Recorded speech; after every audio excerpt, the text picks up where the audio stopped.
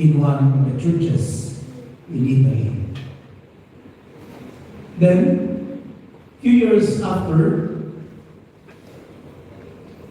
the lady came to the church carrying one child and 5 children queuing with the wife.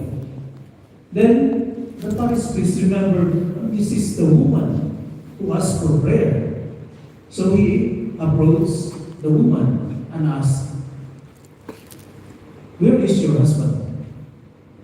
He is not around. I remember you, the parish priest said. You are the woman who asked for prayer. Yes, Father, I asked for prayer.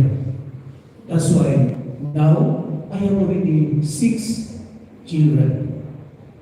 Then the parish priest said, let's give thanks to God. Yes, we have given thanks already, Father. But why your husband not here? Where is he now? He is in Italy, the woman answered. What is he doing in Italy? Is he working there? No, Father. He is there because he is looking for the candle to put it off.